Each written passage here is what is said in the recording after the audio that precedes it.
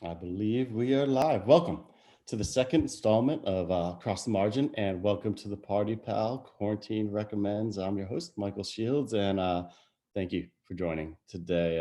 Hope everyone out there is staying safe, staying low, and we hope that we can give you some ideas here to some entertainment. I believe we are live. Welcome that's to the second again. Installment of Across the Margin, and welcome to the Party Pal Quarantine Recommends. I'm your host, Michael Shields, and thank you for joining. Done. So I'm 2 for 2 with that happening. But anyways, what I was saying, hoping we can give you some entertainment options and ideas and recommends to kind of get lost in and forget about what's going on outside your windows out there and just enjoy. So thank you so much for Osiris Media for hosting. You can go to osirispod.com to learn about everything they got going on. So many cool podcasts. Once we're able to get back at it, they're going to be put on so many diverse and fun live events, and a lot of live video these days. A lot going on this YouTube channel as well, which we'll get into. Thank you, Chris Thompson, for the art direction appreciate it. He's the head of Across the Margins art department, so he helped me out in this one. I want to start with a shout out to my daughter Madeline, who is watching. What's up, Madeline? It's her birthday weekend, so I'm getting excited to celebrate. I'll be over there in a little bit, and we'll get the party started. All right, so first up, I want to start with a book recommend, and it's one that affected me deeply, and I'm really excited about. It's called How to Do Nothing, Resisting the Attention Economy. And it's by Jenny Odell, and she's incredible. She's an artist. She's a Stanford professor, and I have someone with me. Sorry, I was just moving some things around. I have someone with me to talk about this book, and his name is Justin Laidlaw. He is a multimedia producer based in Durham, North Carolina. For 6 years, he has served as the second in command at Runaway. It's an outstanding clothing and lifestyle brand. You should check them out online. It's got awesome stuff. He is the host of the Buddy Ruski Show. We'll learn a little bit about that more, but here is Justin right now. Justin, thank you for joining. Of course. Thanks so much for having me. So this is I'm so glad you were able to talk about this, because this is a recommend show. And I think maybe my favorite recommend I received from anyone during this time is you putting me onto this book. And I need to thank you for that. So I appreciate it. I hope to continue to offer great recommendations for folks. I do. I'm always kind of peeping in on your feed on Twitter. I've stolen a couple ideas. Actually, you didn't even tell me about this. I saw you talking about it, and I'm like, I just went out and ordered it on my own. And you always got cool television thoughts up there and everything. But I know this book really inspired you, and it meant a lot to you. And I was wondering if you could start us off here by explaining why. Yeah, I found the book. I've been listening to the Ezra Klein podcast on Vox Media for some time, and Jenny Odell was a guest of his on the show, and just the title too, How to Do Nothing. I was like, this is something that I have struggled to do for most of my life, doing nothing and kind of just, I'm one that's like always multitasking, always trying to stay busy. And so I was like, I'm going to peek into this and see what this interview is about. And I generally trust the guests that come on his show. And so, yeah. And I listened to that. And then maybe a couple months later, The Ringer, which is another publication that I check into a lot and have been a fan of, did an essay on the book as well. And so I was like, I keep seeing this book online, through these sources that I trust. I think I'm just going to get it. And it's one of the few times, if maybe the first time ever, that I just like snapped up and bought a book like that. Yeah. Not getting a recommendation from a friend, but just like online. And so I bought it and I started it, and it took me forever to get through it. I mean, it took me months to get. There's a lot of weighty different topics and a lot of examples. I mean, it's thoroughly researched, and there is a lot going on. It's something I can see myself picking up from time and again, and just digging into maybe a chapter to think about it. I'm actually really excited to read it almost again once we're kind of let out in the natural world, and we'll discuss why. But so you got the book, and then worked your way through it, and what happens next? Yeah, so like you said, it's weighty, and I mean, I was probably reading not even a chapter at a time, like pages at a time, 4 or 5 pages, just because I'd read it in the morning before I go to work, and I would want to sit with my thoughts and just think about all the things that were happening in my own life related to the book, that were happening in the world related to the book. To your point about going out into the natural world, it made it hard sometimes to read and then go to my sort of tech adjacent startup job, and and not want to just like go wander into the woods. Yeah. What's I think I love that, and that speaks to the power of the book right there. The title of the book and just this idea of how to do nothing is entirely misleading, and in that, um, to really, you know, use the ideas in the books, it takes a change in yourself, and a refocusing of attention. Um, she uses the idea of bird watching a lot, and just it's funny how much you learn about birds in this book, which is Yeah. really neat. But I mean, she started taking time to listen to birds, and then it changed the way she heard the world. And she would hear the songs all the time once she started listening for them, because they have been there. And I was wondering, have you kind of employed this idea? Has it changed the way you looked or listened to the world? Certainly, yeah. I would say that particularly after reading the book, or like reading sections of the book and then putting it down and having to go to work, or reading it on the weekends and then having some time to go out and explore.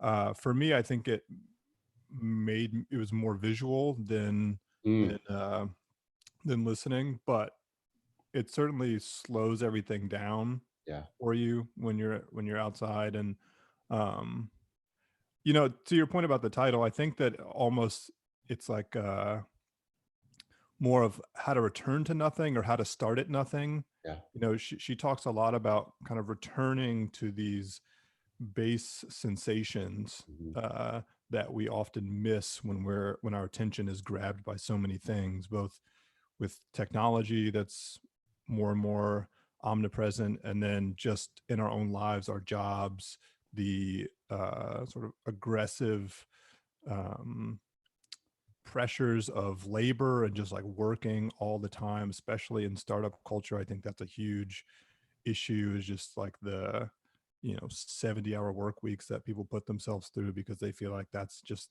what being in a startup is all about.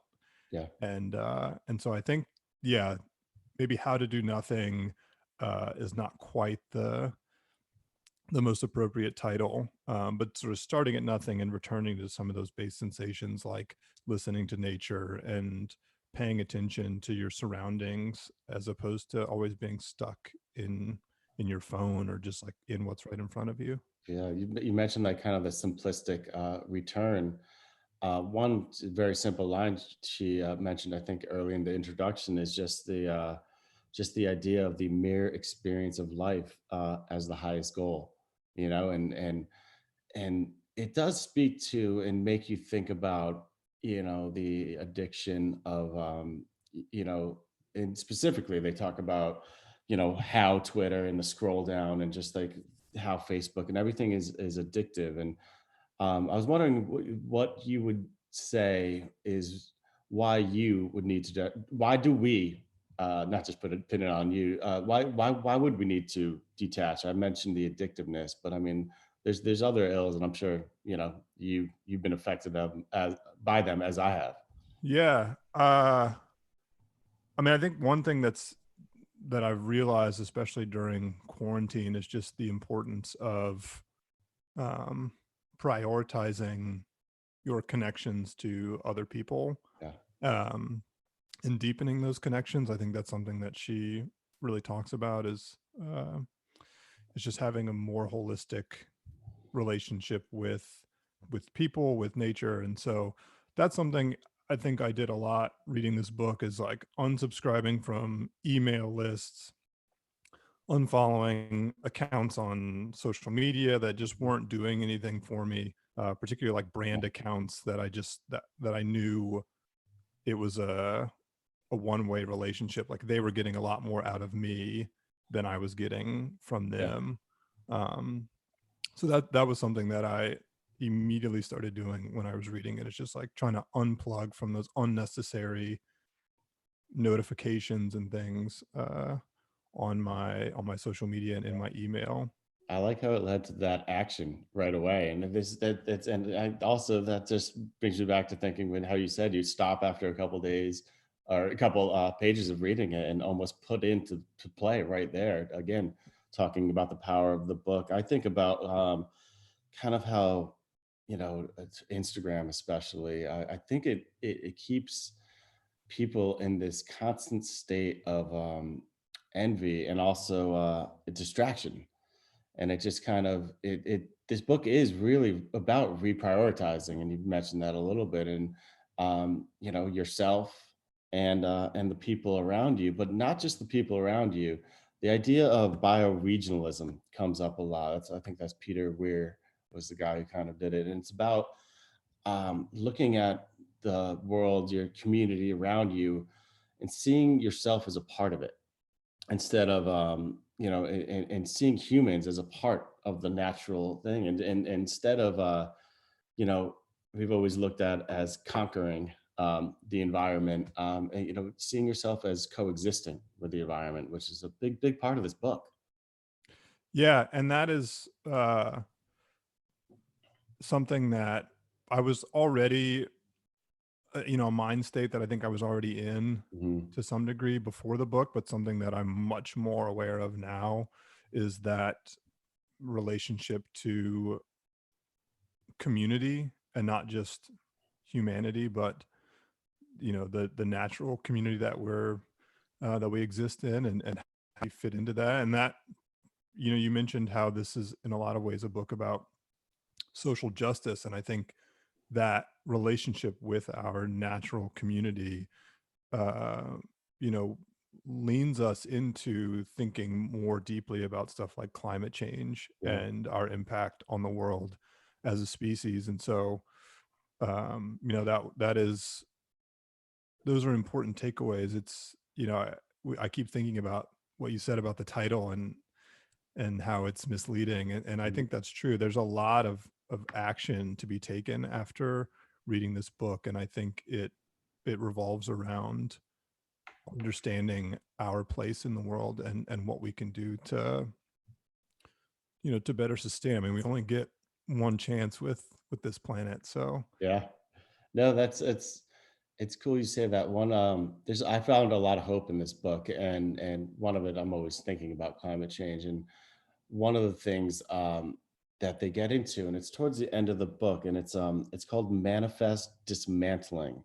Obviously the yeah. inverse of manifest destiny, where we were trying to take over the land and build and create and that whole thing, but it's about undoing that, and kind of it taking that apart. And she has this amazing example that happened in California of a dam, and this community, this town spent so much money and worked with all these amazing architects and in removing the dam and creating this ecosystem that worked for the people there, all the animals there. There was fish that were having trouble surviving through the whole thing, and they made it so everything could work. And the efforts they took to make that happen were so intense. And I found a lot of hope in that. Did you find hope in the book?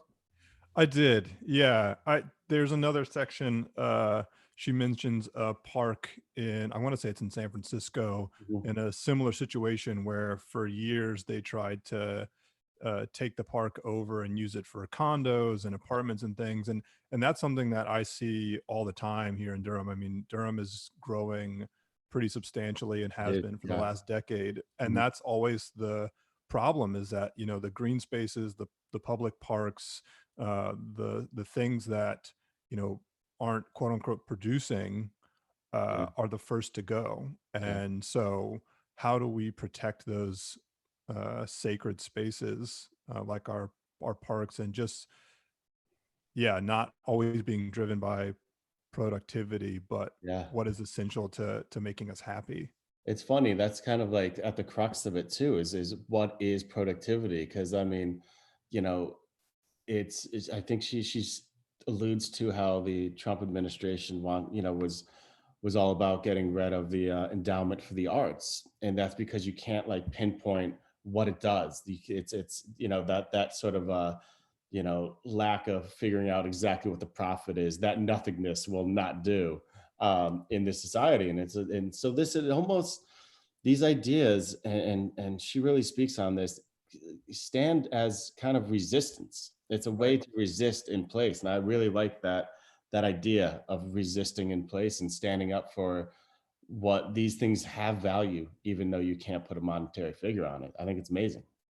Yeah, and there's a certain amount of when you start to observe the community around you, I think you become much more aware of the systems that are in place and how they either work for you or against you, Yeah, whether it be natural systems, political systems.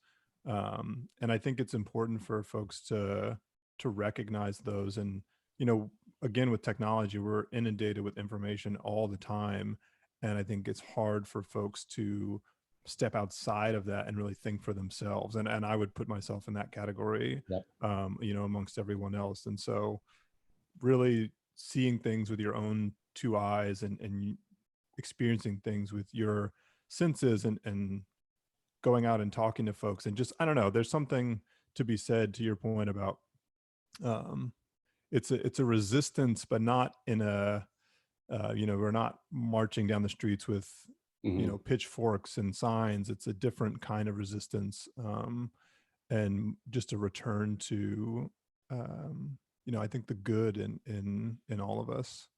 made me think of something. How when you do practice this idea of being more aware of what's around you, she did kind of give a warning that it could be distressing at times once you're paying attention to what's around you. And her example, again, in this case, was birds, but she would be, listening and hearing certain bird sounds. And as development or change would occur, you would notice that they're gone, or you would notice that there's problems in the world. So not only is this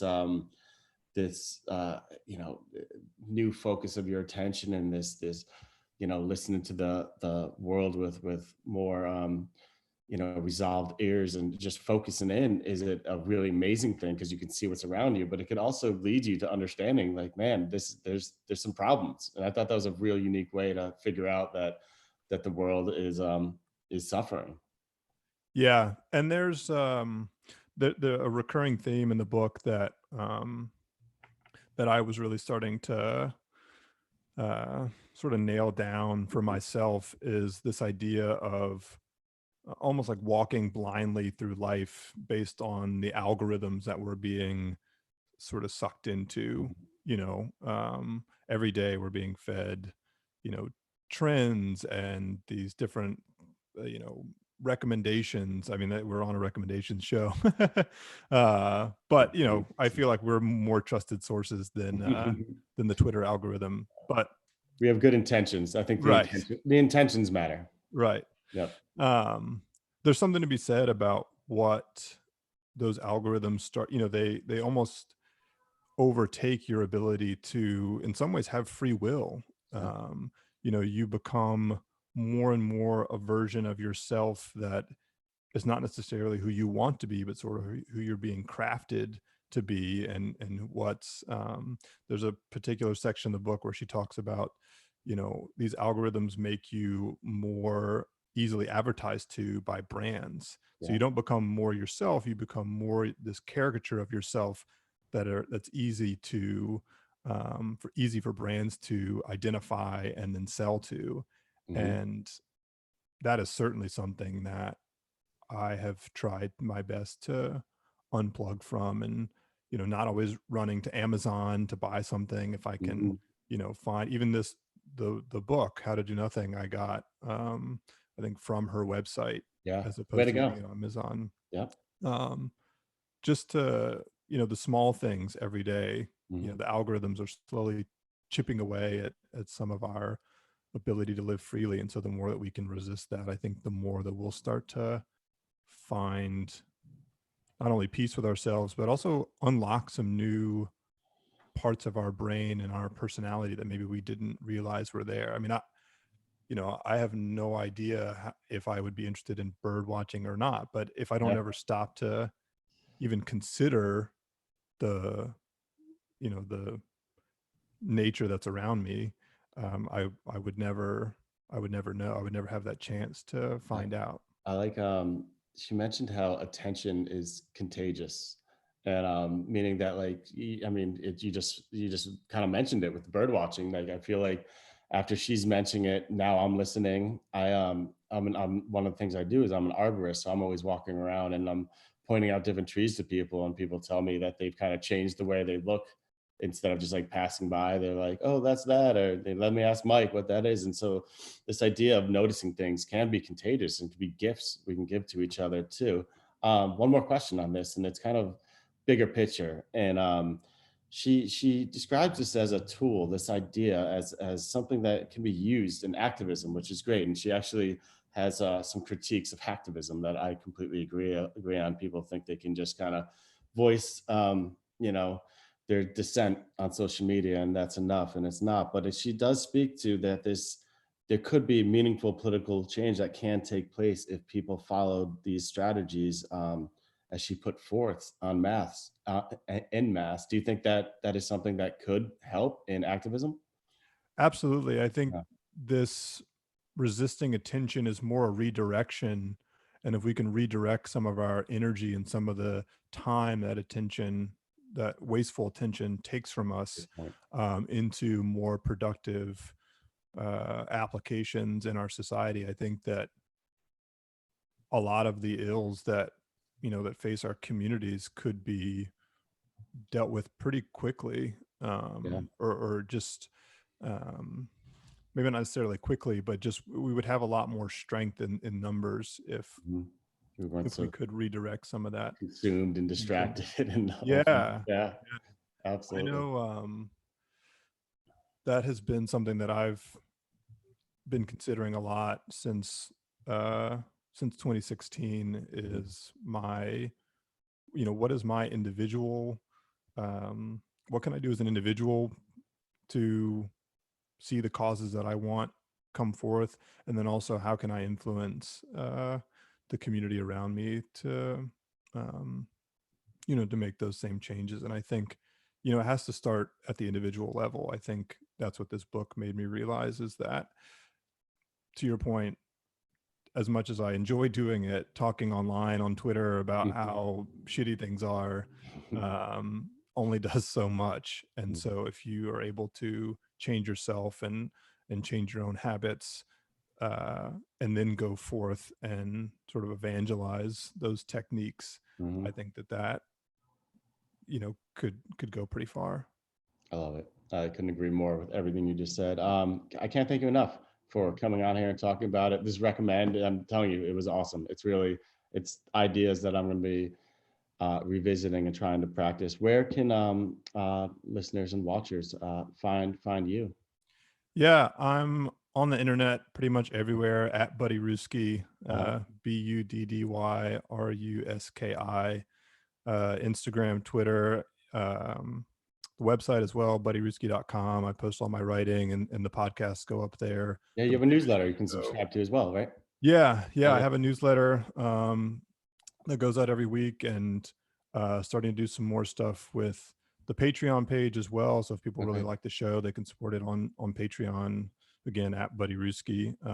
So yeah, I love talking to folks about things. So yeah, hit me up. I'm not shy on the internet, so definitely Awesome. give me a shout. I'll be hitting you up. So thanks again. I really appreciate it. No problem. Thanks, Mike. All right. All right, let's keep this going. And let me do this right here. I got a couple more things I want to talk about real quick. And one of those, boom, is the most recent episode of Across the Margin, the podcast. I talked to JT Daly. He is a Grammy nominated singer, songwriter, producer. and visual artist. He's kind of a Renaissance man. He can do all things. He previously fronted the Nashville band Paper Route.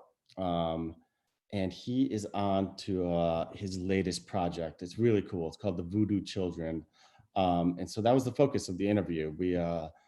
We got into how it was birthed, what it is. It's this collective. It's a group of I think 7 musicians, really, really talented musicians, and they that he's worked with for just years on end. One of them's Kay Flay, who's very popular, and many of you have heard of her. He produced her last album. That's where he got his Grammy nomination.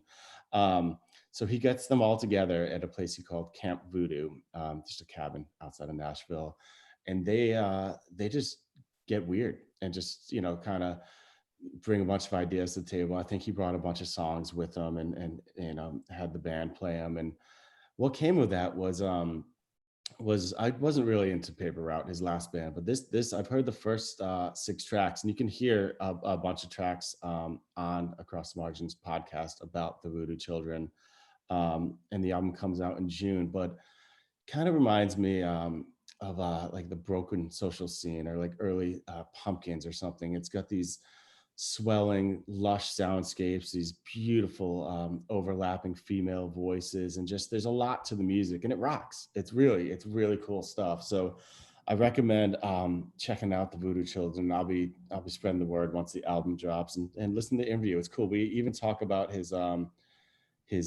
first album, Memory, which has got some beautiful songs on it. And he did the soundtrack for a 30 for 30 called Chuck and Tito, and that was about the UFC fighters. And he did something really wild. He's kind of a producer savant, where he took all the sounds from their fights, like punches and kicks and the bell, and he used those to make the soundscapes that make up the songs that he used for the soundtrack.